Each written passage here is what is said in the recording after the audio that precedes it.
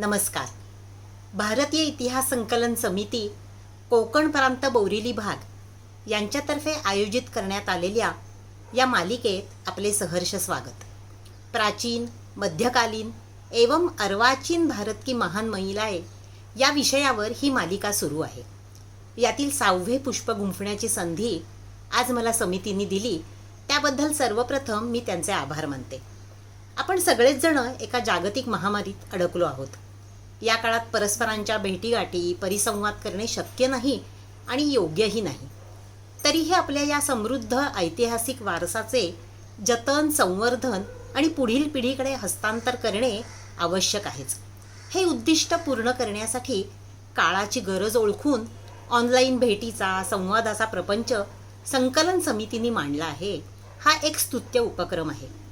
इतिहासामध्ये आदर्श शोधण्याची प्रत्येक समाजाची इच्छा असते. आजच्या प्रश्नांना उत्तर मिळतील अशी आशा असते.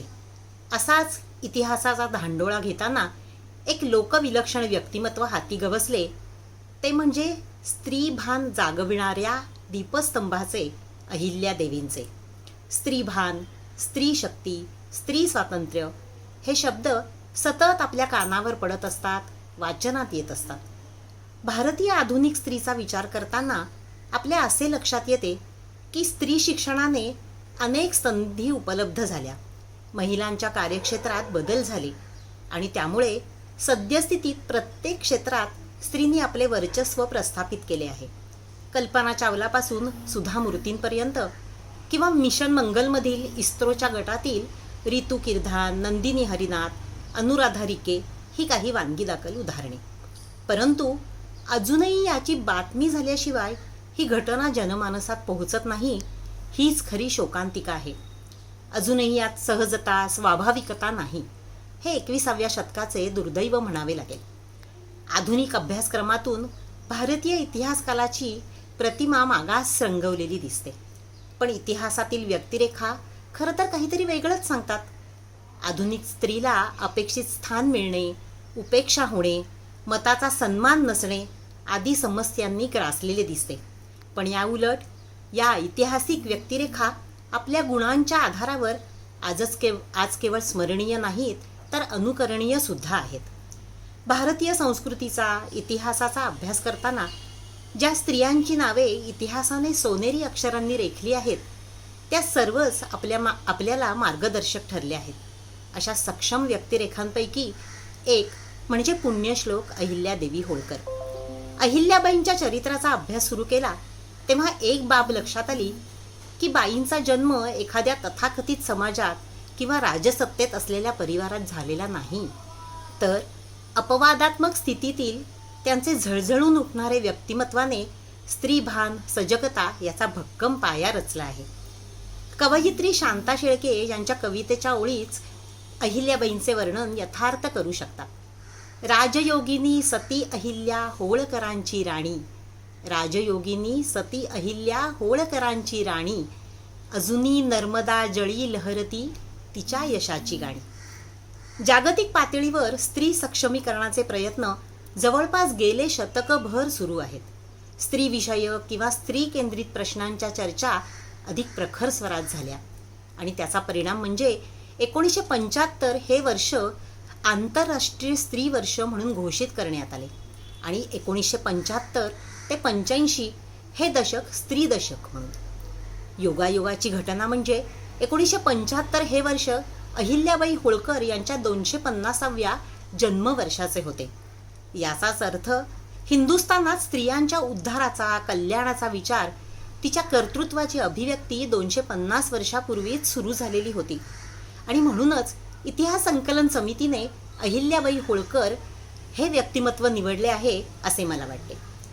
त्यानिमित्ताने या मरगळलेल्या, भेदरलेल्या कालावधीमध्ये धीरोदात्तपणे कार्य करणारा या मनस्विनीच्या चरित्राचे वाचन, अभ्यास करण्याचा योग मला मिळाला, हे मी माझे परमभाग्यच समजते.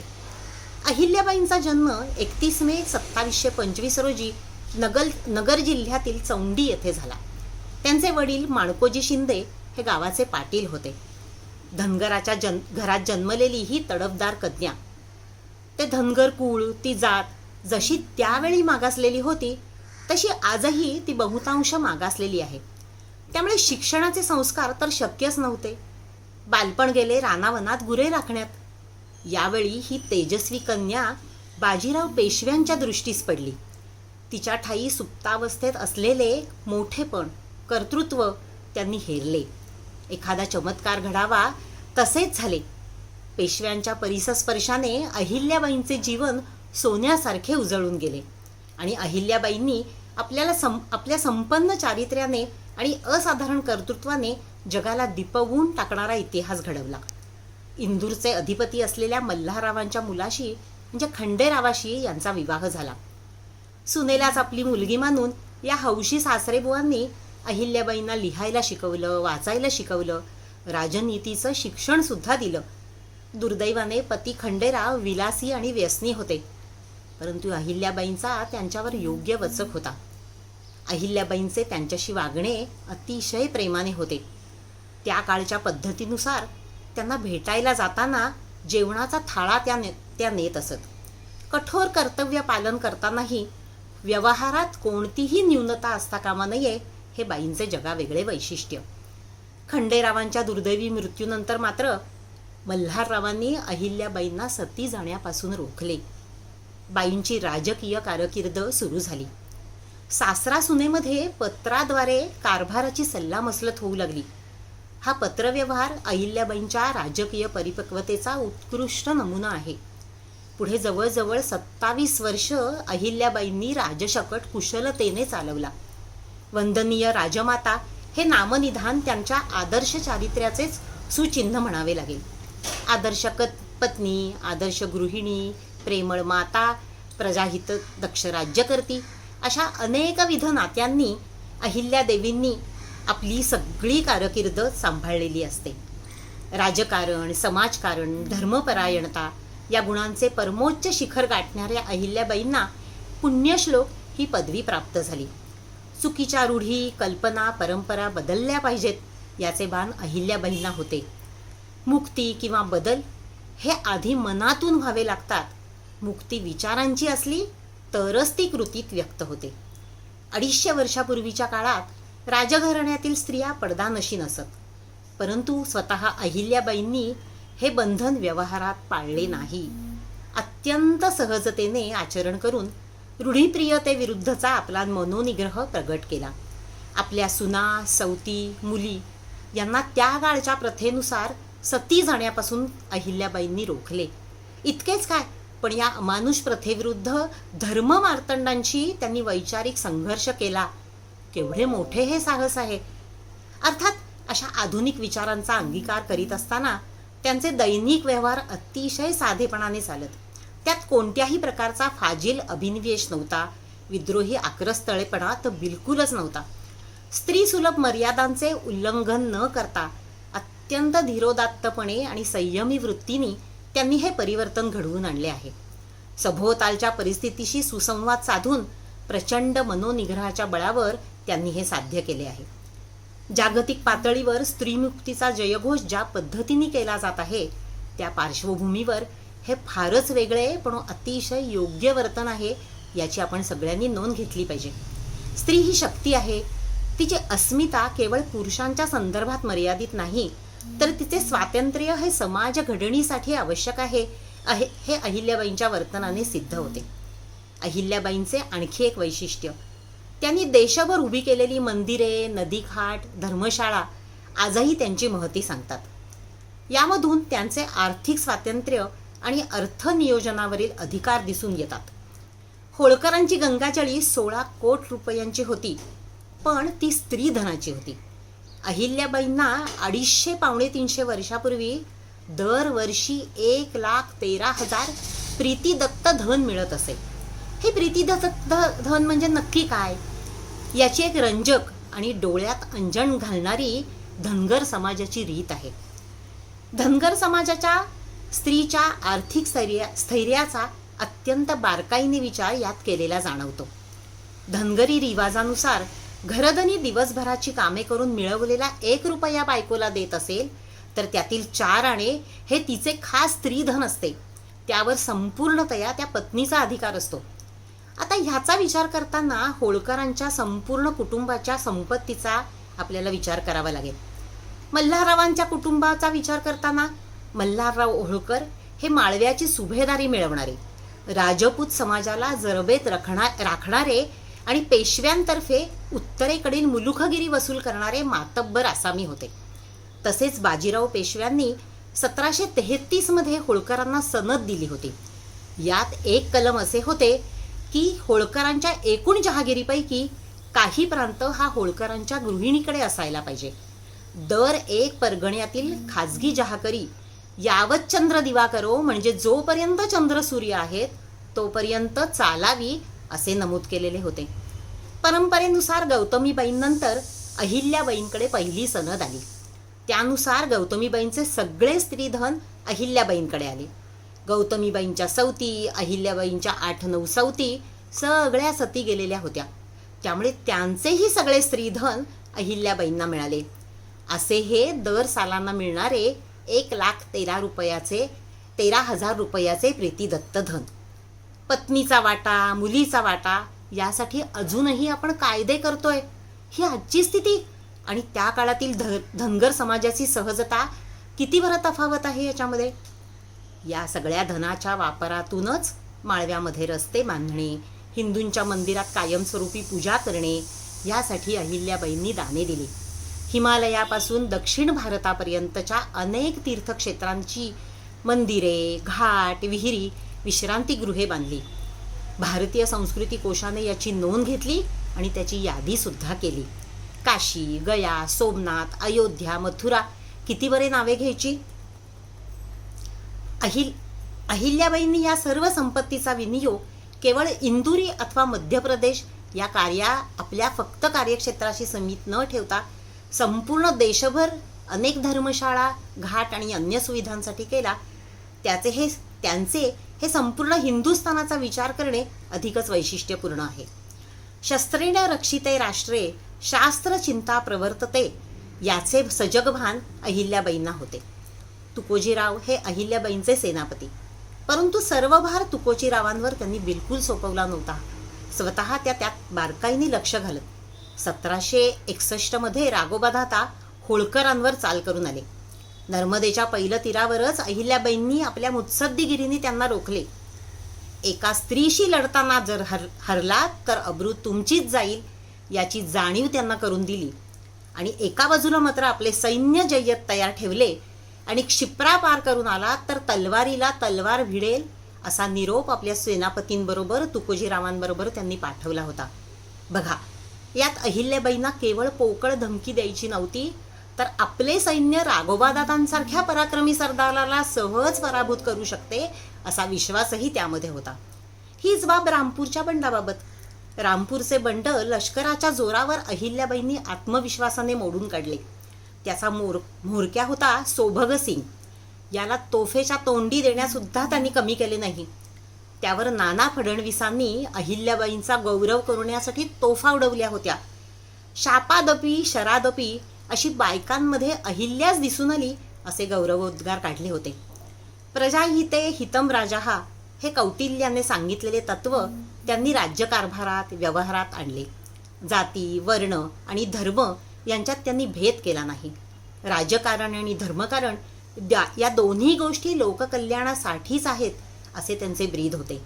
धर्मकारण करताना प्रजा म्हणजे केवळ होळकर संस्थार असा संकुचित अर्थ त्यांनी कधीच ठेवला नाही, तर हिंदुस्थानातील लोकसमूह असा अर्थ त्यांनी लावला होता.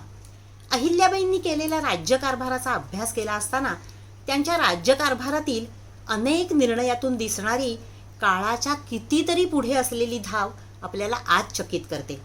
राजा हा प्रजेचा संरक्षक असतो. प्रजा असंतुष्ट असल्यास राजा घोर नरकाचा धनी होतो. ही त्यांची राजनीतीची सूत्रे आहेत. ती आजही आपल्याला आदर्श वाटतील अशीच आहेत. ही सूत्रे कार्यवाहीत आणताना त्यांनी तत्पूर्वी रूढ असलेल्या अनेक पद्धतीमध्ये निग्रहाने बदल केले. तोवर चालू असलेली महसूल पद्धत त्यांनी बदलली. राजकोषाचा ताबा स्वतःच्या हातात ठेवला. कोणतीही पूर्वसूचना न करता कार्यरत अधिकाऱ्यांची त्या अचानक भेटी घेऊ लागल्या. त्यामुळे या सगळ्या अधिकारी मंडळींवरती वचक राहिला. कामं वेळेवर चोख होऊ लागली. शेती आणि व्यापार राज्यांना समृद्ध करतात हे ध्यानात घेऊन त्यांनी प्राधान्य दिले. व्यापाऱ्यांना व्यापार वृद्धीसाठी प्रोत्साहन दिले. देशी उद्योगधंद्यांना विशेष उत्तेजन दिले. या अनेक बाबतींसोबतच स्त्रीभान जागवणारी, स्त्रीला समान हक्क देणारी पद्धती म्हणजे विधवा स्त्रीला दत्तक अधिकार. जिथे अशा स्त्रियांचे जगणे मुश्किल होते, सतत कोणाच्या आश्रयांनी जगणे अपेक्षित होते, तशी समाजरचना होती, समाज मान्यताही होती. त्यावरच अहिल्याबाईंनी प्रहार चढवला. स्त्रीला तिचा हक्क मिळवून दिला आणि या दत्तक अधिकाराची अंमलबजावणी व्यवस्थित होईल याची दक्षतेने काळजी घेतली. दुसरी स्त्री व्यक्तित्वाची भान राखणारी बाब म्हणजे विधवा स्त्रीचे धन तिच्याच ताब्यात राहील. ही सजगता फार विलक्षण आहे, कारण याआधी हे धन राजकोषात जमा केले जात असे. का का त्या स्त्रीने असे करायचे? तिचे धन असताना का परावलंबी जिणे जगायचे? लोकहितवादींनी धनरक्षणाचा एक प्रसंग सांगितलाय, जो बाईंच्या या संवेदनशील मनाचे दर्शन घडवतो. लक्षात घ्या, कोणी ऐऱ्यागेऱ्याने ह्याचे वर्णन केलेले नाही, तर लोकहितवादी याचे विशेष उदाहरण आपल्याला सांगत आहेत. सिरोंजमधील सावकार खेमदास याचा मृत्यू झाला. त्याच्या विधवा पत्नीने, माझी खूप दौलत आहे, त्याच्यासाठी वारस नेमण्यासाठी मला दत्तक देण्यात यावा, याची मला अनुमती द्यावी असा एक अर्ज केला. दत्तक देण्यासाठी अनुमती मागितली. कारभारी मंडळींनी अनुमती दिली. पण दौलत खूप आहे, तर याबाबत दत्तक संमतीचे शुल्क आकारूया अशी सूचना सुद्धा कारभाऱ्यांनी अहिल्याबाईंना केली. यावर अहिल्याबाईंनी जो न्याय केला आहे ना, तो अत्यंत थरारक आहे. त्यांचे उत्तर असे होते की दत्तक घेणे हा त्या स्त्रीचा हक्क आहे आणि त्यावर शुल्क आकारणे म्हणजे चोरी आहे. त्यामुळे कोणतेही शुल्क आकारले जाणार नाही असेच ठणकावून सांगितले आणि विना अट परवानगी देऊन एक उत्तम पायंडा सुद्धा पाडला. अहिल्याबाईंनी स्त्रियांची सैनिकी पलटण उभी केली होती. स्त्रियांच्या क्षमतांना वाव दिला होता आणि स्त्रीवरती विश्वास ठेवला होता. लष्करी प्रशिक्षण देणारे विद्यालय उभे केले, जेथे घोडेस्वारीपासून शस्त्र प्रशिक्षण दिले जात असे. आता बघा, ज्या काळामध्ये स्त्रीला घराबाहेर पडण्याची सुद्धा संधी नव्हती, स्त्री पडदानशीन होती, त्या काळात खरं तर ही जागतिक क्रांतीच म्हटली पाहिजे. अहिल्याबाई सैनिकी कवायतीत हत्तीच्या हौद्यात चारही कोपऱ्यात 4 धनुष्य आणि बाणांचे भाते ठेवीत असे वर्णन त्यांच्या चरित्रात वाचायला मिळते. आज स्त्रियांना शोषणमुक्त करण्याच्या, त्यांना स्वातंत्र्य देऊन समान हक्क देण्याच्या विचारात असलेले जग पाहताना अहिल्याबाईंचे हे प्रसंग आपल्याला नक्कीच प्रेरणा देतील. या आहेत राज्यांतर्गत बाबी, पण अहिल्याबाईंचे हिंदुस्थानभर नीट लक्ष होते, त्यांचे चौफेर निरीक्षण होते. एक प्रसंग, इंग्रज आपले हातपाय हिंदुस्थानात पसरत आहेत याचे संपूर्ण भान त्यांना होते. त्या काळातील महापराक्रमी महादजी शिंदे, ज्यांचे वर्णन करताना मुलूखभर विजय संपादन करीत फिरत असे ते महादजी असे केले जात होते. त्यांना अहिल्याबाईंनी स्पष्टपणे विचारले, महादबा, तुम्ही देशभर मुलुगिरी करता, पण इंग्रज नावाचा उंदीर आपल्या देशात घुसला आहे आणि तो आपला मुलूख पोखरून काढत आहे, याचे भान आपल्याला आहे ना? अशा अहिल्याबाईंना आपण केवळ देवळे, घाट बांधणाऱ्या, देवाधर्मात बुडलेल्या स्त्रिया असंच वर्णन करणार का? तर नाही. पारंपरिक पूर्वसंस्कारातून चौफेर समाजभान कमावलेली एक समर्थ या राजयोगिनीच आहे, अशी आपल्याला नक्की खात्री पटते. राज्यातील विंध्याचलाच्या अरण्य क्षेत्रातून जाणाऱ्या वाटसरूंकडून भिल्ल समुदाय लूटमार करीत असत. ते भील कवडी नावाच्या कराचीही वसुली करत असत. अहिल्याबाईंनी त्यांच्या प्रमुखाला दरबारी बोलावणे धाडले. तो आला नाही, तर त्याला साथीदारासह जेरबंद करून आणले आणि मृत्यूदंड सुनावला. पण शरण आल्यावरती स्त्री होती ती शेवटी. त्याला क्षमा केली, त्याच्या चरितार्थाची व्यवस्था लावली, शेती आणि अन्य उद्योगांसाठी त्याला सवलती दिल्या आणि ज्या वनात तो वाटसरूंना अडवत होता त्याच वनातली सुरक्षिततेची हमी त्याच्याकडून वधवून घेतली. लोकहितवादी, नाना फडणवीस अशा केवळ देशातील व्यक्तींनीच अहिल्याबाईंचे चरित्र अभ्यासले असे नाही, तर अनेक परदेशी अभ्यासकांनी, राज्यकर्त्यांनी त्यांच्या गुणांचे वर्णन केले आहे. होळकर घराण्याचा कट्टर शत्रू इंग्रजी अधिकारी आणि इतिहासकार जॉन माल्कम अहिल्याबाईंविषयी म्हणतो, इतिहासातील लोक तिला देवता मानतात, पण तशीच तिची योग्यता होती. स्त्री असून निगर्वी, श्रद्धाळू असून प्रजाहितदक्ष, प्रजेवर योग्य तितका अंमल गाजवणारी अशी ही राणी म्हणजे कर्तृत्व आणि परमेश्वरावर भरोसा या 2 गुणांचे उत्कट उदाहरण होय. तिच्या ठायी साधुत्व आणि राज्यकारभारपटुत्व यांचा संगम झालेला होता. अलीकडच्या काळात आपण स्त्री पुरुष समान हक्कांबद्दल मोठ्या पोटतिडकीने बोलतो. स्त्रीला पुरुषप्रधान संस्कृतीच्या दडपणातून मुक्त करण्यासाठी जगभर आणि देशभर चळवळी उभारल्या जात आहेत. त्यासाठी संस्कृती, परंपरा, संस्कार यांना दोषी मानलं जात आहे. या मांडणीतून त्या भूमीवर घट्ट रुजलेल्या स्त्रीला अधिकच दुर्बल आणि संदर्भहीन करून टाकले जात आहे. अशा या सगळ्या विरोधाच्या सुरावटीतून स्त्री जागृत होत आहे. आपल्या हक्कांची जाणीव तिला होत आहे आणि या तिच्यासाठी कायदे केलेले आहेत की जे तिला सहाय्यभूत ठरतील. पण तरीही समस्या सुटू शकेल असे वाटतं का हो? कारण केवळ कायद्याच्या निर्मितीतून समस्या सुटत नाहीत, तशी शक्यताच नसते. माटे मास्तरांनी संस्कृतीचे वर्णन करताना मनाची मशागत म्हणजे संस्कृती असे केले आहे.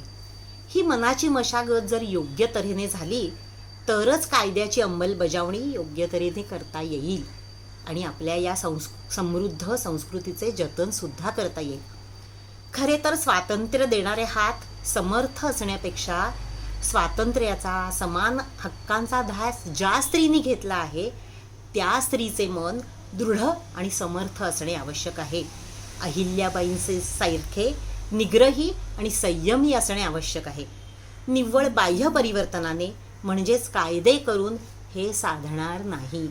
मनाच्या मशागतीचीही सुद्धा त्यास गरज आहे आणि यासाठी केवळ संघर्ष नाही तर सहज भावाचीही जोड असली पाहिजे.